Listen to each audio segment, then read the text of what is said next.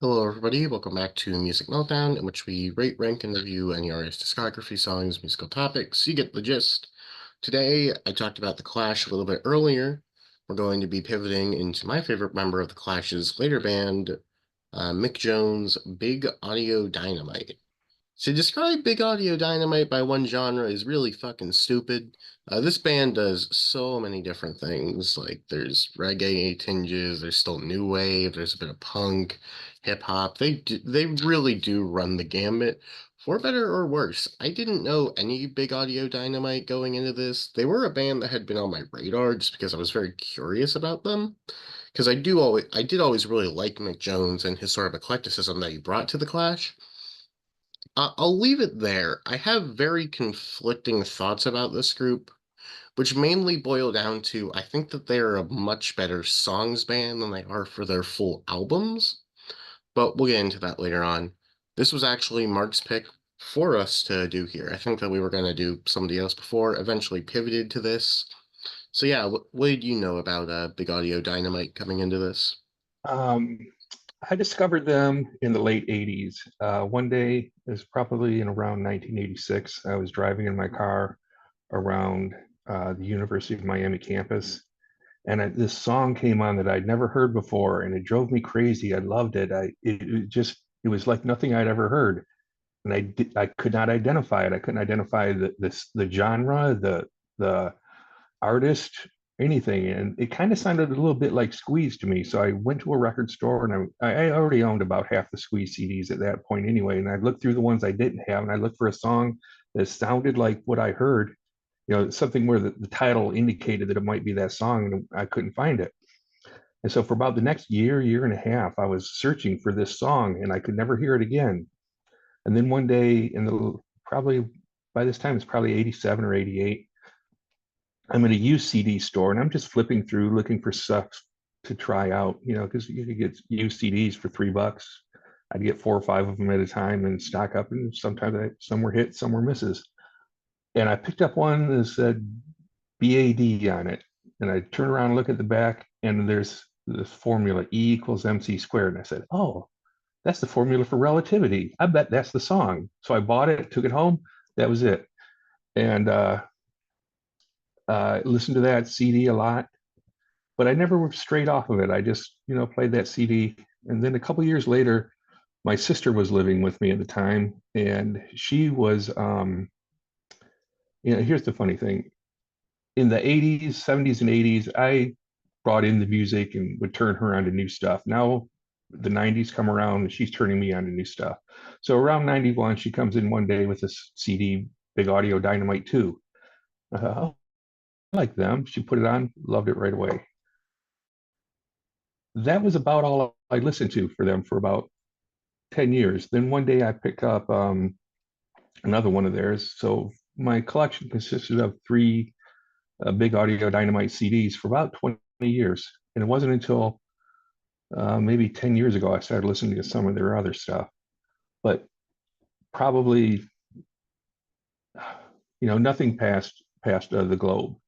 So everything after that was new to me. All right, cool, cool. Believe it's 8 or 9 records, somewhere in that ballpark. And We nine, if you count Kool-Aid. Yep. We are including pretty much everything listed on the Wikipedia page. So that's 9 records, as reiterated. I figure let's just get right into this. I do have one record at the bottom, which I'm not big on much at all.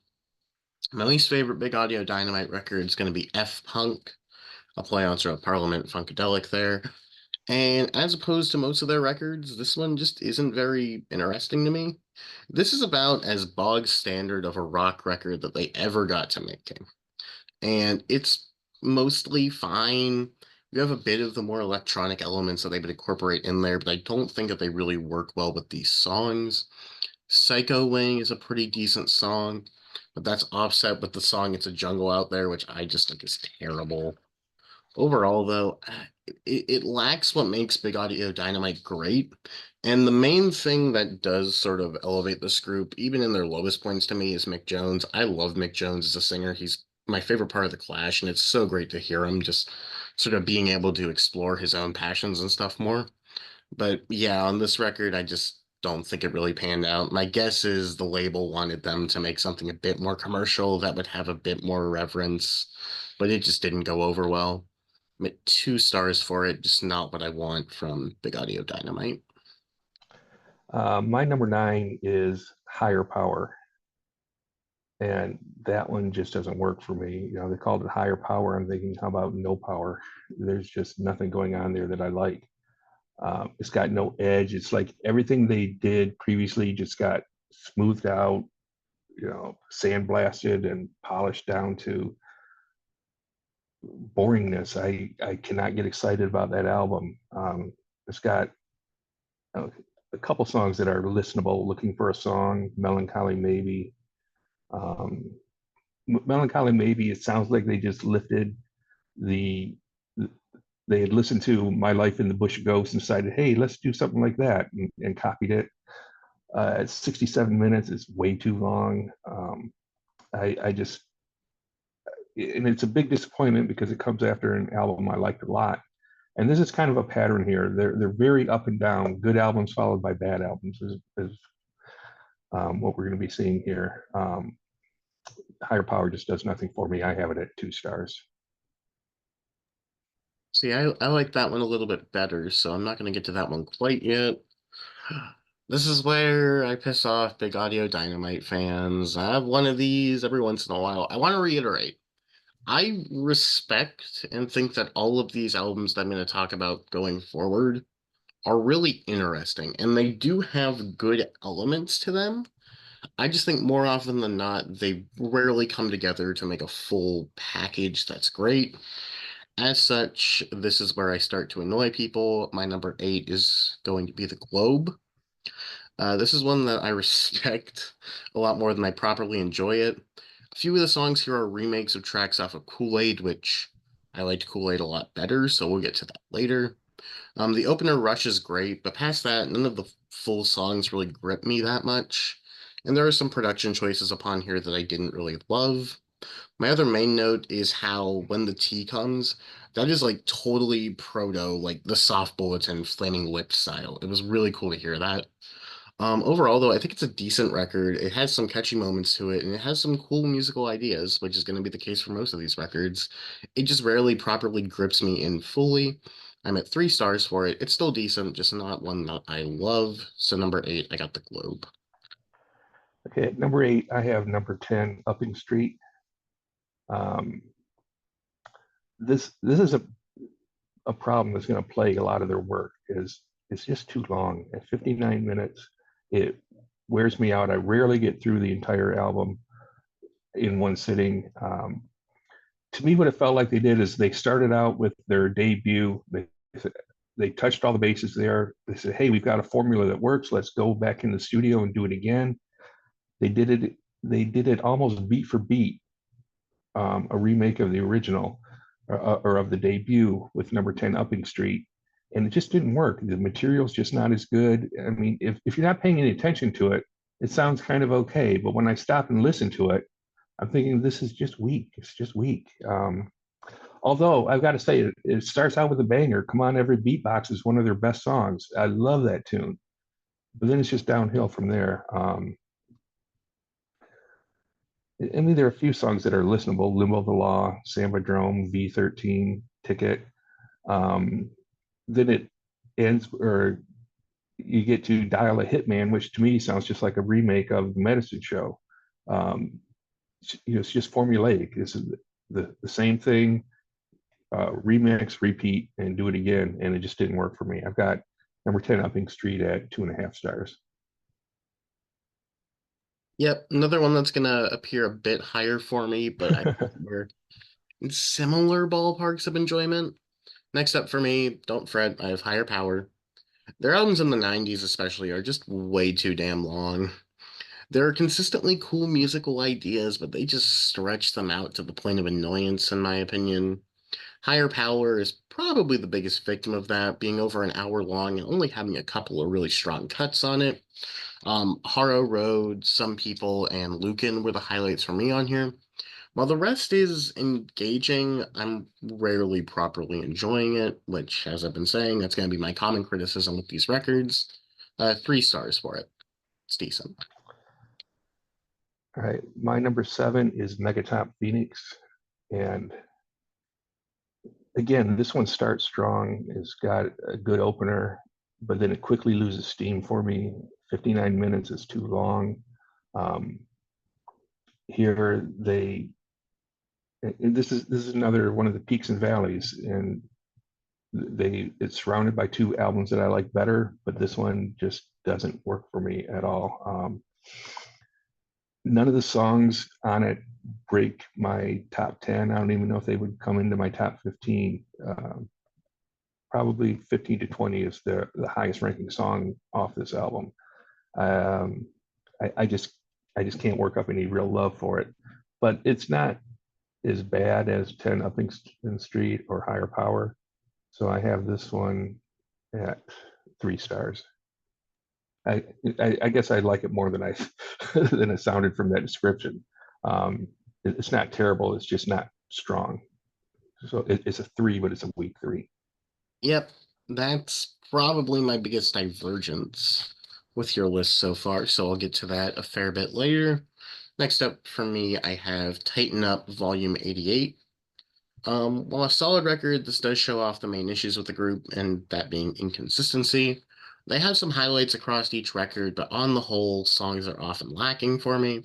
They have a cool blending of styles with like new wave, hip hop, even like a bit of blue-eyed soul or something in there.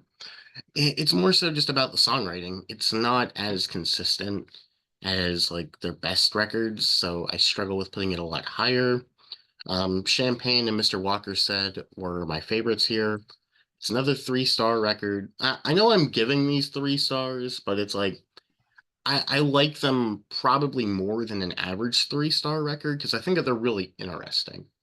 They just don't have the songs for me is the main issue. So 3 stars for Tighten Up Volume 88. All right. Number 6, I have F Punk, and this album does have problems, but I like it considerably more than you do. Um, it sounds to me like they were trying to do something different, whether it was their own idea or the label asking them to do something different. But it clearly has a different sound than the rest of them.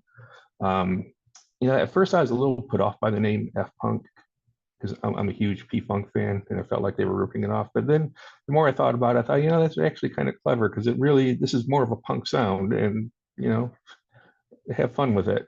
Um,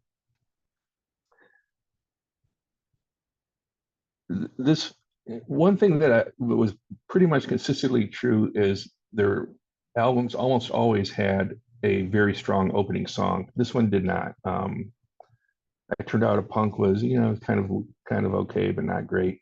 Vitamin C I liked a lot, even though it doesn't really say anything. It's just a repetitive chant almost, but it's very danceable. I loved it. Psycho Wing is a good follow up.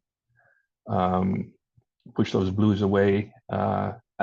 That was something that was really different for them to me. That had more of a jangly rock sound to it that I don't really recall hearing anywhere else in their catalog.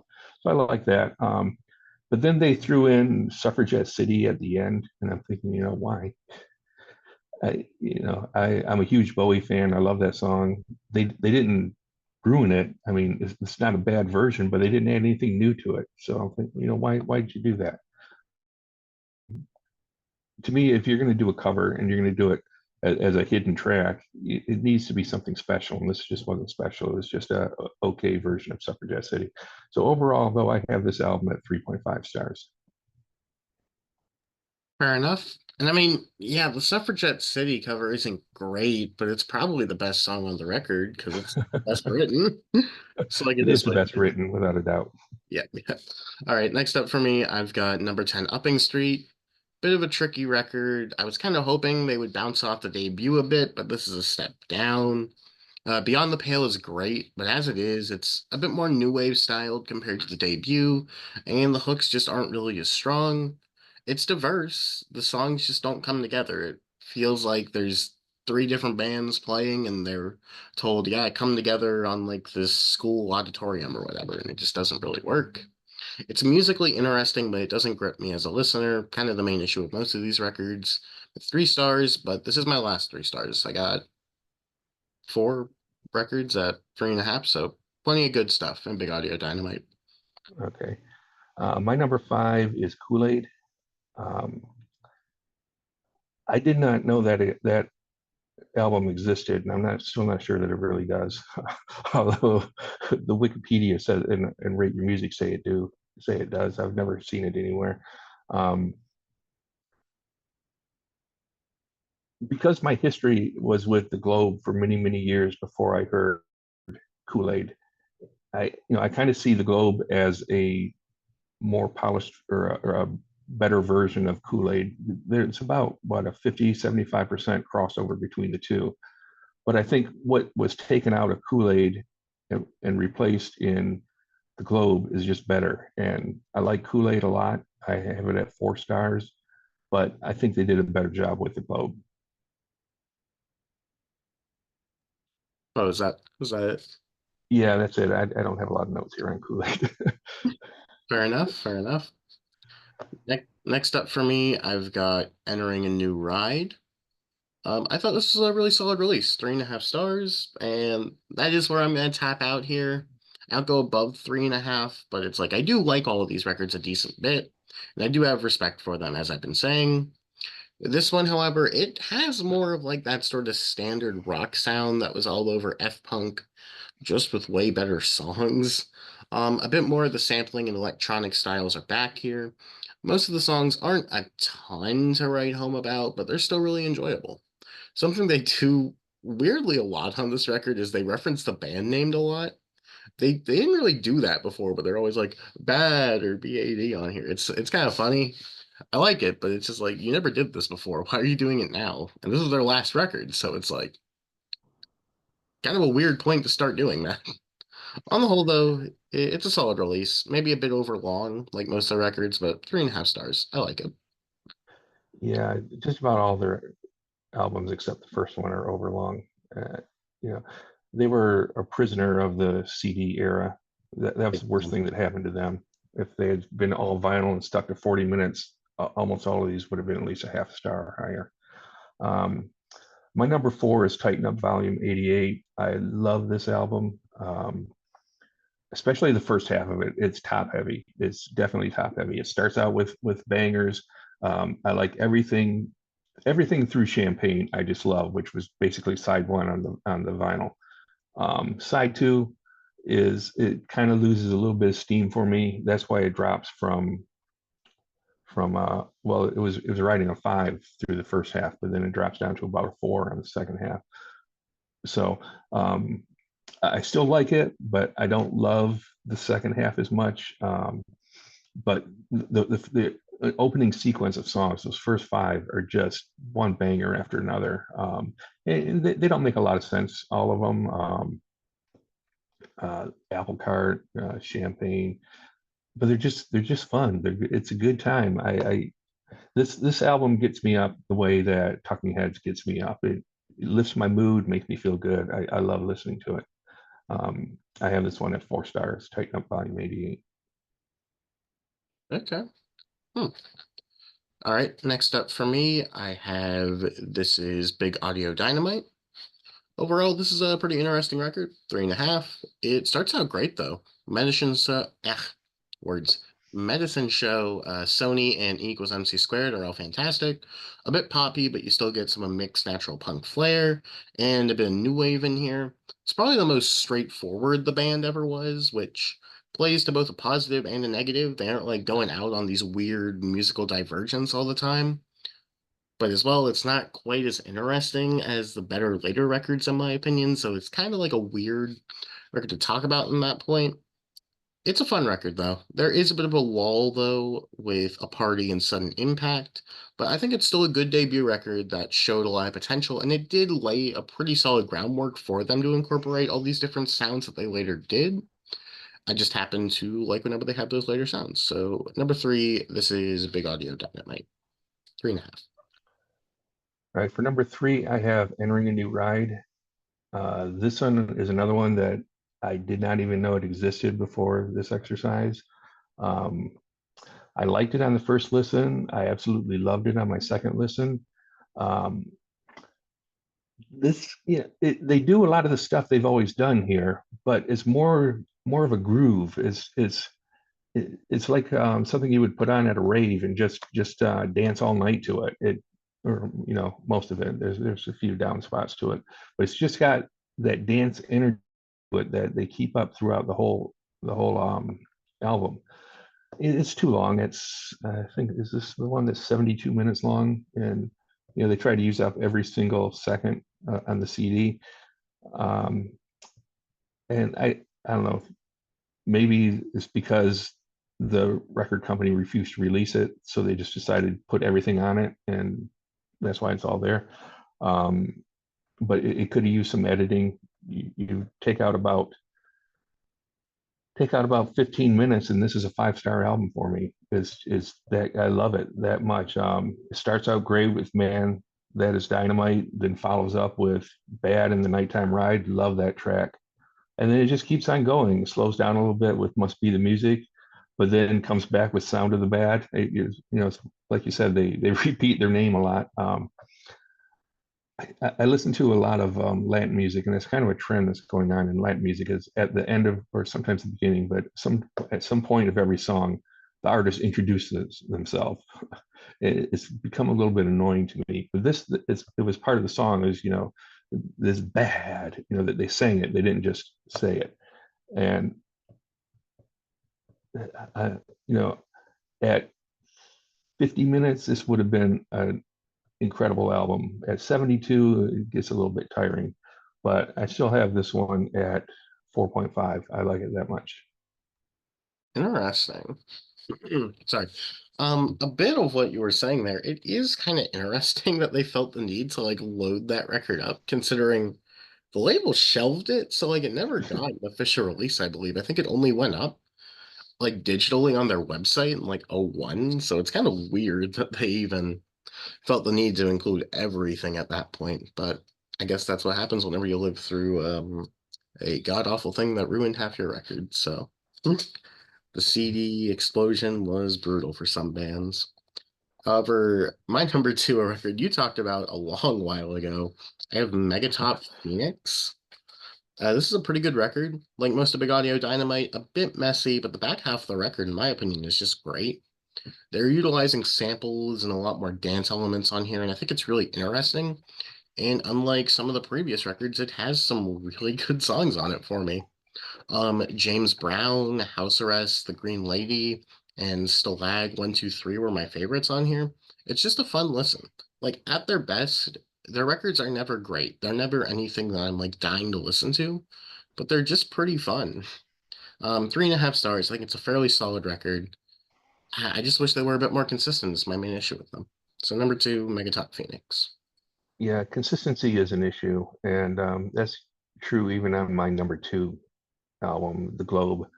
Um, this one, I loved it from the start, but to be honest, I love the first half of it. The first four tracks are just one banger after another. Then the second half of it, what I always called side two, although I only had it on a CD, it dragged a bit. I didn't always get through it. Um, but I've been listening to it for 30 years, and over 30 years, I've gotten to really love every song on it. But it's taken that long. I would say maybe 2 years ago, it went from a 3.5 to a 4.5 for me. Um, the first four songs have always been, 5-star material, and if the second half sounded as good as the first half, it would have been their best album by far.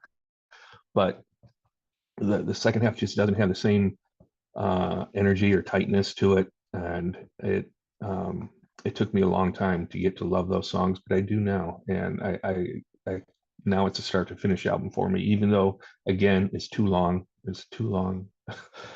That's what stops me from finishing it most of the time. It's just the length of it, not because I'm tiring of the music. I just don't have time for it. But at 4.5, I have The Globe. Well, let's go from the globe to my number one, a record that might not even exist. I've got Kool-Aid. This was a really surprising one. I did not expect this to be my favorite. This is a surprise to me how strong it is. I'm still at 3.5, but this one I could honestly see getting to 4 stars. They're starting to add a bit more reggae and some hip hop influences into here, while still having the great pop and sort of punk flair to a lot of their stuff. The opener change of atmosphere is outstanding, and it closes greatly with When the Time Comes. Honestly, there's a little bad to say about it. Probably my favorite part about this record is it almost reminds me a bit of like proto trip hop in some ways. Artists like sort of Portishead or Massive Attack would probably checked this record out and it really influenced them on their sound. I don't know, it's really interesting and it's tough because they do take some songs from here and put them onto the Globe, but I feel like the Globe is a bit more scattershot than Kool-Aid was to me for whatever reason, which is why I gravitated towards Kool-Aid instead. It's not an outstanding record. It's merely good for me. I'd still recommend it, but it's a tricky one. It is my number one, but I want to like this band more than I do. But it's just I feel like it's evidenced in Big Audio Dynamite why Joe Strummer wrote most of the songs in The Clash, if I'm being honest. So I still like this band. I still have it at 3.5. It's a good record. My number one, Kool-Aid. Okay, my number one is the debut. This is Big Audio Dynamite. This is the album I searched for 2 years. um, when I found it, I was not disappointed. It was unlike anything I had heard at that up to that time. The use of the audio clips, the way they did it, was I don't think anybody else was doing that at the time. I don't know, maybe they were, but nobody had done it to this extent. My Life in the Bush of Ghosts is entirely loops of clips, but that was totally different. What they did was they took the loops and set the music to it. This they used the loops for lyrics, and it was a little bit annoying at first, but then it was astonishing, and I loved it. The Medicine Show is just a fantastic track. Um, I love the extended use of all the clips. Sony gets into um, if you would understand why that song is significant. At that time, everything that was electronic was made by Sony. They were the Samsung of the time. You couldn't buy a radio or a cassette player or a CD player or anything or a TV that wasn't made by Sony. If you didn't get Sony, you were getting crap. Sony just controlled the entire market. And that's what that song kind of gets into. Then E equals MC squared, relativity, is just a fantastic song. That one, it reminded me of Squeeze, the vocals, but the lyrics are just so clever and so sharp, and I think that's probably the best song that Mick Jones ever wrote. It reminds me a lot of Life on Mars by Bowie. And it would take me a long time to explain why, but let's just say I would put those two songs in the same bucket. The Bottom Line, A Party, Sudden Impact. They're talking about timely topics there. Talking about AIDS. That was huge in the '80s, and not in a good way. And then the closer, Bad, is just a stone cold rocker. It's just so solid. So from start to finish, I love every track on this album. I have this one at 5. Ooh, cool to see it. Cool to see it. Glad you really like this band. I won't dwell on the specifics of my relations. I think I stated fairly what my thoughts on this group is. They're cool. I like them, but I don't know. I see them as what the Clash would have become if they had been able to overcome their personality conflicts and stay together. Um, I don't know what Strummer did solo enough to really comment, but I don't know. I feel like that would have led to Jones having, well, to be honest, a lot more creative control than I think he really had in the Clash a lot of the time, is the main thought there. Yeah. But when you consider what they did without Jones, I mean, I'm not the biggest combat rock fan in the world, but I mean, I would have rather him been there than cut the crap. So we'll leave it there, I suppose. Any closing thoughts, or is that sort of the main? Are we going to do songs or is that it? I didn't have songs prepped out. I mean, if you have something, go for it, man. Okay, well, I'll just read them off. Um, where's my list? Okay, at number 10, I have Vitamin C off F Punk. There were a lot of contenders for that 10th spot, and I kind of went with Vitamin C just to give F Punk some representation. You didn't have to do that. I didn't have to, but I was feeling generous. At number 9, I have Man That Is Dynamite from Entering a New Ride. 8, Sound of the Bad from Entering a New Ride. I really like that album. I can't express how surprising it was to me to A, discover it, and then B, to really like it as much as I did, because I considered, going into it, I thought being a album that the label wouldn't even release, that it probably sucked, especially, being late period for the band. And it's great, I think. Number 7, I have Rock Nonstop All Night Long from Tighten Up Volume 88. 6, I have Bad from This Is Big Audio Dynamite. 5, Medicine Show. 4, Come On Every Beatbox from number 10, Upping St. 3, I Don't Know from The Globe. 2, Can't Wait Live from The Globe. And 1, of course, is Relativity. Nice, nice. Well, with that being said, that was Big Audio Dynamite. They're a cool group. I just wish Mick Jones was a tighter songwriter a lot of the time. I just wish they stopped after 45 minutes. I honestly wish they were like a decade earlier, then they would have stopped at 45 minutes. That or make their records like fucking $40 every time. And to be honest, people like Mick Jones, but I don't think they like him that much. So, but yes, I hope that you all enjoyed this. You have a great time. I'll see you.